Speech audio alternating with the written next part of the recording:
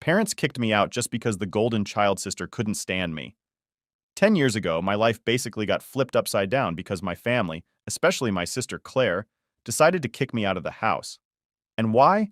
Because they thought I was some sort of traitor for figuring out how to pay for my college tuition without their help. I was 18, just about to start college, and suddenly I found myself with nowhere to go. This all happened thanks to Claire, the golden child who always managed to make me look like I was barely worth anything in comparison. Claire is 4 years older than me, and from the time we were kids, it was clear that she was the favorite. Like, not just a little bit, I mean, my parents were obsessed with her. If she got an A, they'd throw her a freaking parade, but if I got an A, it was like, oh, cool, what's for dinner? You get the idea.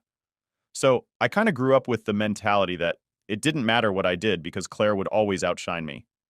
By the time she went off to a top business school, my parents were all over it, like she was some sort of prodigy. They paid for everything: her tuition, her apartment, her fancy clothes. Meanwhile, I kept my head down and figured I'd have to do things on my own. So when I got accepted into a reputable college in the UK to study history, I thought maybe, just maybe, I'd get a little bit of support. But nope, that wasn't happening. My parents straight up told me they couldn't afford my tuition, which, okay, I get it. College is expensive. But what really pissed me off was that they didn't even want to co-sign a loan. I wasn't asking them to pay the whole thing, just to help me out so I wouldn't be drowning in debt my whole life. But they refused, and we fought about it a lot. Their reasoning? We already paid for Claire's college. We have to think about our future now. Oh, and they were also planning to start some kind of small business around that time, so apparently all their savings were going into that. I was completely stuck. I didn't want to lose the opportunity to go to this college, but it felt like my parents were just throwing obstacles in my way for no reason. They had no problem spending tons of money on Claire, but when it came to me, suddenly they had to be frugal and responsible. I needed help, and it became pretty obvious that they weren't going to give it to me. So, with no other options, I turned to my Aunt Denise. Now, Denise is my dad's older sister, and let me just say, she's like the total opposite of my parents. She's a neurosurgeon and, honestly, way more successful than either of them, but she's also super down to earth. My parents always had this weird tension with her. They'd act all polite at family gatherings, but I could tell they were bitter about how successful she was compared to them. My dad, in particular, hated feeling like she overshadowed him. I didn't really want to get her involved at first, but I was desperate. I reached out to her one day, asking if she'd be willing to help me with the tuition. She didn't even hesitate. She was like, "Of course I'll help. Why didn't you come to me sooner?" But I was terrified that my dad would find out. If he knew I had gone behind his back to ask for money from his sister, he'd lose his mind. So I begged Denise to keep it a secret. Things were fine for a while after that. I figured I was in the clear. My tuition was covered, and I was getting ready to leave for school. That's when Claire decided to ruin everything. To this day, I still don't know how she found out about me asking Aunt Denise for help, but she did. And being Claire, she couldn't just let it go. She had to blow it up into this huge, dramatic thing. One night, I came home after hanging out with some friends, and immediately I knew something was off. All my stuff was packed up in boxes. Everything. My clothes, my books, even my bedding. My parents were sitting in the living room, and Claire was standing there with this smug, self-satisfied look on her face. It felt like I had walked into some twisted intervention. My dad didn't waste any time. He threw a stack of papers at me and said, "Explain this." I had no idea what he was talking about, so I looked at the papers, and that's when I realized Claire had gone full psycho. She had fabricated these fake emails between me and Aunt Denise, where it looked like I was betraying the family, leaking details about the business my parents were planning to start in exchange for Aunt Denise paying for my tuition. I couldn't believe my eyes. Claire had gone through my laptop, found some emails between me and Denise, and then doctored them using Photoshop or whatever. She made it look like I had sold out our family. I was stunned. I tried to explain that it was all fake, but my parents didn't even listen. They just stood there saying, "We trusted you, and you stabbed us in the back." It didn't matter what I said.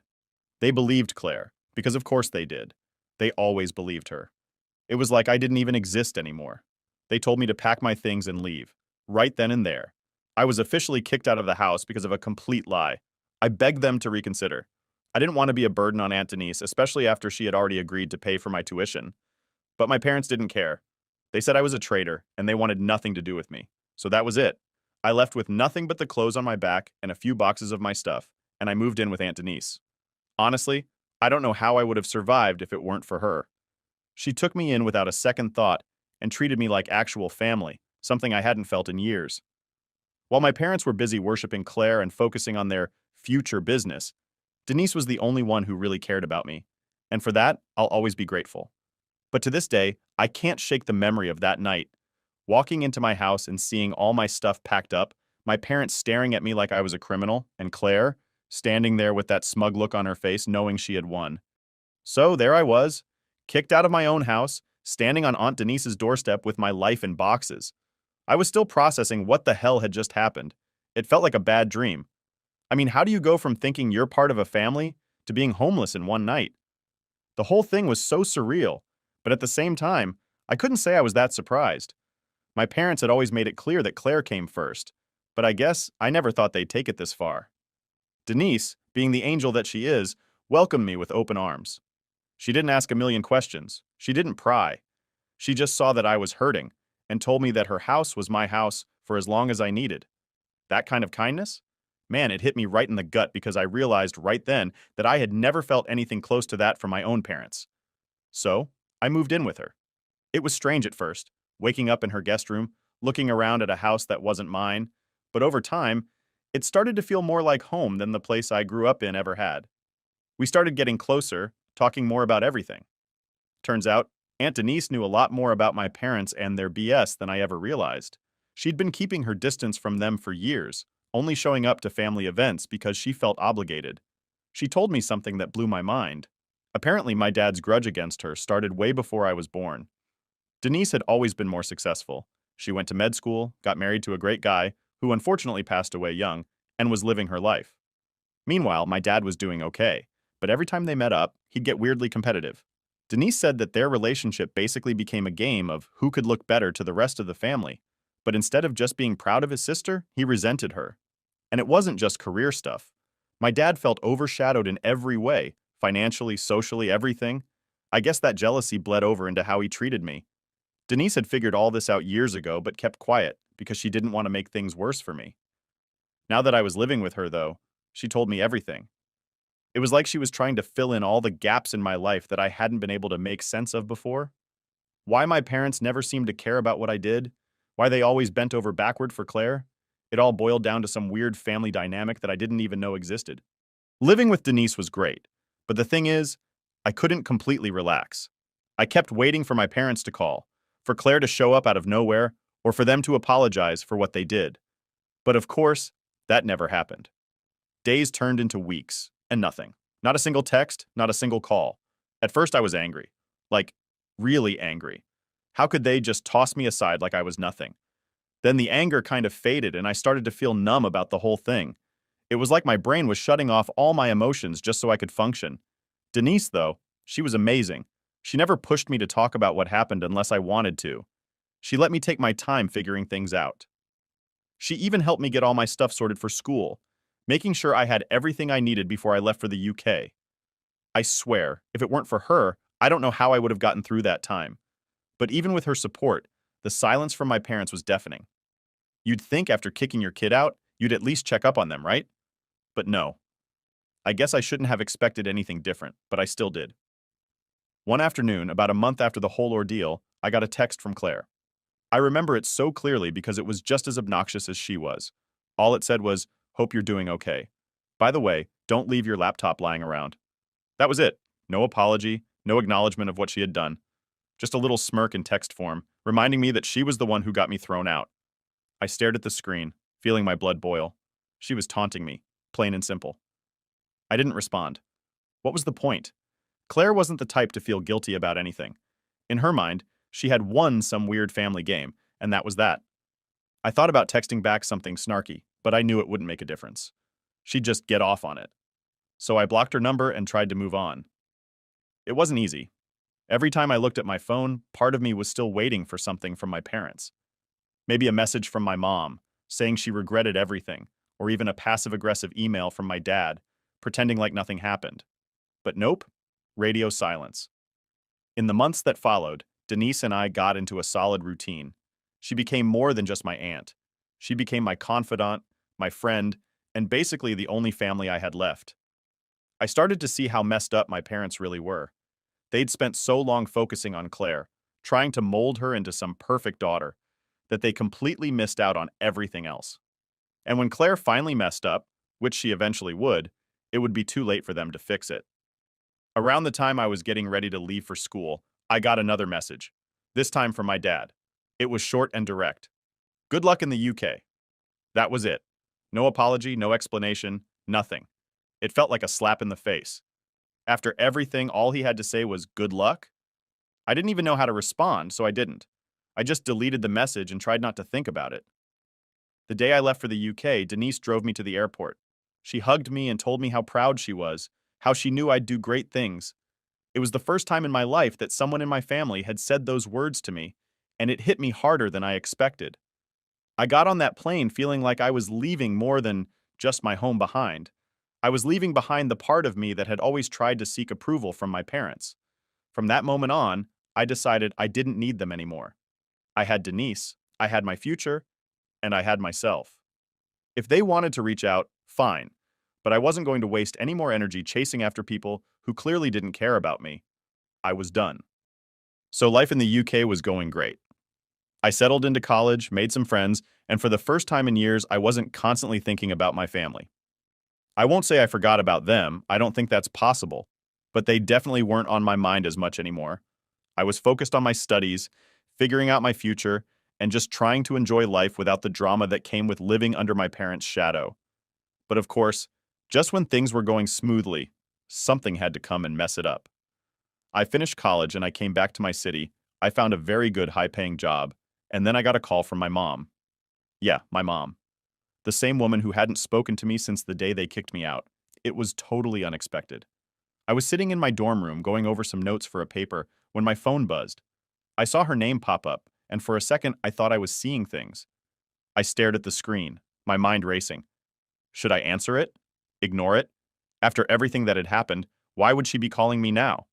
I let it ring a few more times, and then, against my better judgment, I picked up. Hello? I said, trying to sound calm, even though my heart was pounding. There was a pause on the other end, like she wasn't sure what to say. Finally, she spoke. Hi, it's your mother. No kidding. Who else would it be? I didn't say that, though. I just stayed quiet, waiting for her to explain why she was calling after almost 2 years of nothing. She hesitated again, and then out of nowhere she said, We need to talk. I couldn't help but scoff. Now she wanted to talk. After everything? It was so typical of her. But even though I was annoyed, a part of me was curious. What could possibly be so important that she was reaching out after all this time? About what? I asked, keeping my tone as neutral as possible. We, your father and I, we want to see you, she said, stumbling over her words like she was trying to figure out how to phrase it right. I could already tell where this was going.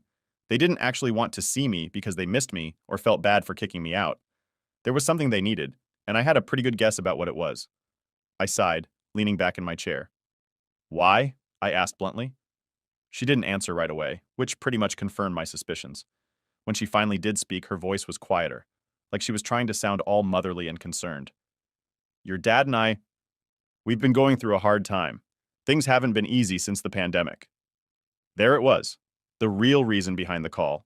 It was exactly what I thought. Money problems. I hadn't heard much about their business since I left, but I knew it wasn't doing well. Denise had mentioned something in passing about how their shop wasn't thriving the way they had expected, and with the pandemic, it made sense that they'd be struggling. But I wasn't going to jump in and save them, not after everything they had done to me. Okay, and, I said, my voice flat, I wasn't about to make this easy for her. Your sister, Claire, she's been managing things for us, but, she started, and that's when I cut her off. Let me guess, I said, already knowing where this was headed. Claire screwed it all up? There was a long pause on her end, which was answer enough. Of course, Claire had messed it up. I don't know why they were surprised. She was always more interested in looking good than actually doing the hard work. They had put all their faith in her, and now it was backfiring. My mom let out a shaky breath. Things haven't been going as planned, she admitted, and we need help. I laughed. I couldn't help it. After everything, after throwing me out, cutting me off, letting Claire walk all over me, now they wanted my help? The audacity of it all was unreal. Unbelievable, I muttered under my breath. What's so funny? My mom asked, sounding genuinely confused, like she couldn't understand why I wasn't jumping at the chance to swoop in and save the day. You're serious? You actually think I'm going to help you? I said, my voice rising. I could feel the anger bubbling up, all the emotions I'd been pushing down for the past 2 years coming to the surface. "We're your parents," she said, her voice wavering. "We made mistakes, but we need you." I shook my head, even though she couldn't see me. "You didn't just make mistakes, Mom. You kicked me out of the house. You believed Claire's lies over your own son. You haven't spoken to me in years, and now you need me. And suddenly, I'm supposed to drop everything and come running?" She was quiet after that. I could tell she didn't know what to say. She probably wasn't used to me standing up for myself like this. Back when I was still living at home, I would have just gone along with whatever they said, hoping it would keep the peace. But not anymore. I had changed, and I wasn't going to let them walk all over me again.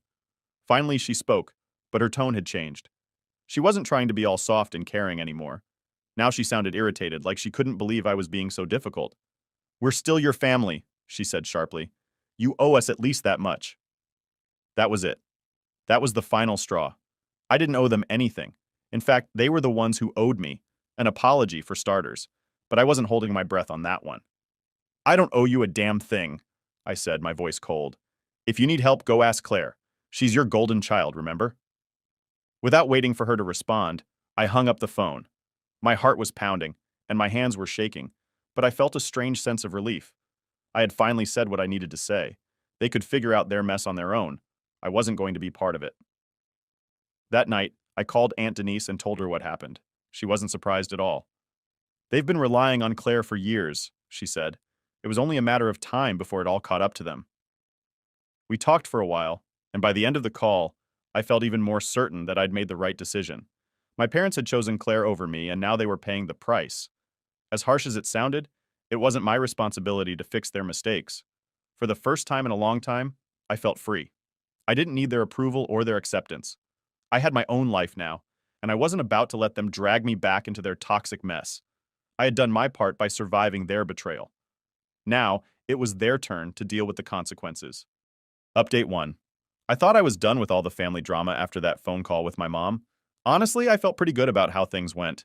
I had finally stood up for myself and made it clear that I wasn't going to be their safety net. I figured they'd just give up and go back to depending on Claire, but I underestimated my sister's ability to stir the pot. Because, of course, Claire wasn't going to let me get away that easily. It was about 2 weeks after the call with my mom when something weird happened. I was having a pretty normal Saturday afternoon, just cleaning up around my place, when I heard a knock on the door. Now, I don't really get visitors.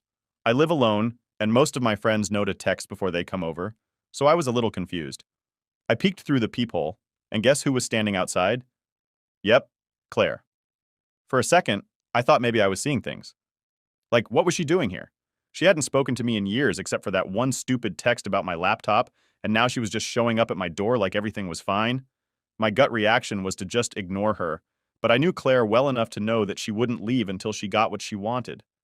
I opened the door, and before I could even say anything, she smiled, like we were best friends or something. "Hey," she said, all bubbly and fake. "It's been a while." I just stared at her for a second, completely caught off guard. Yeah, it has. What are you doing here, Claire?" She looked at me with this overly sweet expression, like she thought she could charm her way into my good graces. "I wanted to talk," she said, tilting her head slightly. "Can I come in?" I crossed my arms, not moving from the doorway. "About what?" I asked, keeping my voice as neutral as possible. Her smile faltered for a second, but she recovered quickly. "Come on, can we just talk inside? It's important." I should have said no. I should have just told her to leave right then and there. But my curiosity got the better of me. I stepped aside and let her in, though I didn't bother making her feel welcome. I didn't offer her a seat, and I didn't ask if she wanted anything to drink. She was lucky I was even letting her into my space after everything she'd done. She walked in and looked around, like she was taking in the place. "Nice apartment," she said, like she was trying to make small talk. I didn't respond. I wasn't here for pleasantries. "Okay, Claire," I said, getting straight to the point. "What do you want?" She sighed dramatically, like she was already exhausted from whatever game she was playing. "Mom told me about your conversation," she said, folding her arms. "She's pretty upset, you know." I raised an eyebrow. "Upset? She kicked me out of the house, Claire. What exactly does she have to be upset about?" Claire rolled her eyes, like I was the one being unreasonable. "Look, I'm not here to rehash all that. We both know you've always been difficult." I almost laughed at how casually she said that. "Difficult?" I repeated. "Are you serious right now? You fabricated emails to get me kicked out of the house. That's difficult. She waved her hand dismissively. That's ancient history. I came here because I want to make things right. I blinked, unsure if I'd heard her correctly. You want to make things right? I asked, skepticism dripping from every word. Yeah, she said, nodding like this was the most reasonable thing in the world. I know things got complicated with the family, and maybe I overreacted back then, but I think it's time to put all that behind us. I couldn't believe what I was hearing. You think you overreacted? I said, struggling to keep my voice even. Claire, you destroyed my relationship with our parents. You lied about me, manipulated them, and now you're standing here like none of that matters anymore. Her smile faded a little, and I could see that she was getting frustrated. I didn't come here to argue, okay? I came because I need your help. Ah, there it was. The real reason she was standing in my apartment. Of course, Claire wasn't here to apologize or to make amends. She needed something from me. I felt my jaw clench as I stared at her, waiting for her to continue. I've been trying to keep the business going, she said, finally dropping the fake sweetness. But it's been really hard. The pandemic hit us pretty badly, and I'm doing everything I can, but it's not enough. Mom and Dad don't want to admit it, but we're on the verge of losing everything. I crossed my arms, not feeling an ounce of sympathy. So, let me guess, you want me to help bail you out? Claire shifted uncomfortably. I'm not asking for a handout, she said defensively. I just thought we could, I don't know, figure something out together. You're doing well for yourself, right? I figured you'd want to help the family. I couldn't believe her. She was trying to guilt trip me into saving the family business that she had driven into the ground. You figured wrong, I said flatly. Claire blinked, clearly not expecting that response. Wait, what do you mean? I mean, I'm not helping you, I said, my voice firm. Not after everything you did. You ruined my life, Claire. You turned my own parents against me. And now that you're in trouble, you think I'm just going to forget all of that and swoop in to save you? No. She stared at me, dumbfounded. For the first time in her life, Claire didn't seem to know what to say. But we're family, she said weakly, her voice losing some of its confidence. I shook my head. We stopped being family the day you made it your mission to destroy me. Claire's face went pale. She wasn't used to hearing no, and I could tell she was struggling to process it. After a long, awkward silence, she stood up. Fine, she said coldly, if that's how you want it. That's how it's going to be, I said, standing my ground. You made your choices, Claire. Now you have to deal with the consequences. Without another word, she stormed out of the apartment, slamming the door behind her. I stood there for a minute, letting the tension drain out of me. Part of me felt bad, like maybe I was too harsh. But then I remembered everything she'd put me through, and that guilt faded fast. For the first time in years, I felt like I had control over my life. I wasn't living in Claire's shadow anymore. I wasn't the second choice or the scapegoat. I was finally free from all of it. Update 2. I thought that after Claire stormed out of my apartment, things would go quiet. Like, she would finally get the message that I was done with her and the whole family drama. But of course, I underestimated just how stubborn she could be. It wasn't even a full week later when the next wave hit. And this time, it wasn't Claire knocking on my door. It was both my parents. It was a Saturday again. Funny how these things always seem to happen on my days off. I was just sitting on the couch, scrolling through my phone when the knock came. It wasn't soft either. It was one of those heavy, insistent knocks that tells you whoever's on the other side isn't leaving anytime soon. I got up, already having a feeling about who it might be, and when I opened the door, there they were, my mom and dad, standing together like some kind of united front. My dad looked uncomfortable, like he didn't really want to be there. But my mom? She had that look in her eye, the one that said she was determined to fix whatever mess had been made, even if it meant bulldozing her way through. I sighed, leaning against the doorframe. What do you want? My mom gave me a strained smile, trying to keep things friendly, I guess. Can we come in and talk? We need to sort some things out. I was tempted to slam the door in their faces, but part of me figured that if I didn't let them in now, they'd just keep showing up. So, with an exaggerated sigh, I stepped aside and let them in. They walked in, glancing around the place like they were expecting something more than a basic apartment. My dad stayed quiet, but my mom went straight for the couch, sitting down and patting the seat next to her like I was some little kid she was trying to console. I'll stand, I said flatly, crossing my arms. All right, she said with a tight smile. Look, we know things have been difficult between us.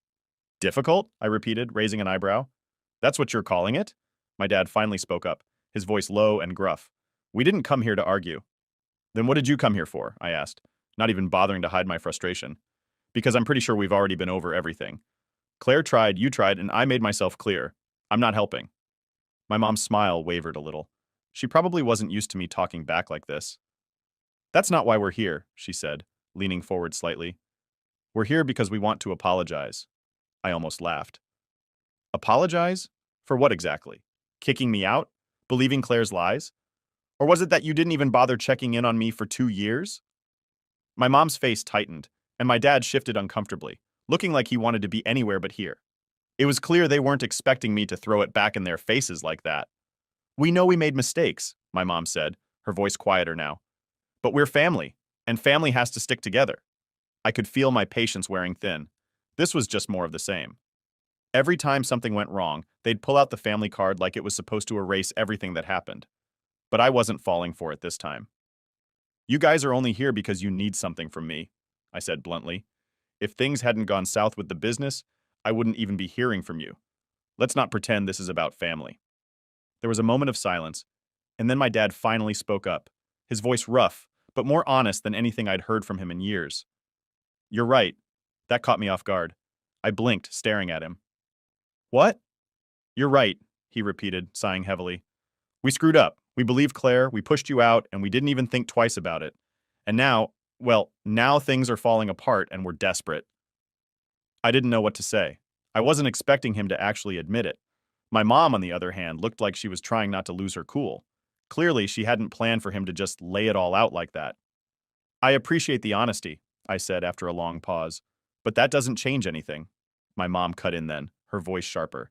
It doesn't change the fact that we need you, and you owe us, after everything we've done for you. And there it was again. That sense of entitlement. They really believed I owed them something just because they were my parents. Like all the years of neglect and favoritism didn't matter, and now that they were in trouble, I was supposed to bail them out. I don't owe you anything, I said, my voice cold. Not after the way you treated me. You made your choice when you believed Claire over me, when you threw me out and didn't even check if I was okay. Now you want me to save you? That's not how this works. My dad didn't say anything. He just sat there staring at the floor like he was ashamed. But my mom? She wasn't done yet. We're your parents, she said, her voice rising. We raised you, we took care of you, and now you're just going to abandon us? I shook my head, almost feeling sorry for her at this point. You didn't take care of me. Aunt Denise did. You chose Claire, and now you're stuck with her. That's on you. My mom looked like she was about to explode, but my dad put a hand on her arm, stopping her from saying whatever was about to come out of her mouth. He stood up, looking me in the eye for the first time since they walked in. We understand, he said, his voice steady but sad. We're not going to push you anymore. We just needed to try. For a second, I almost felt bad for him.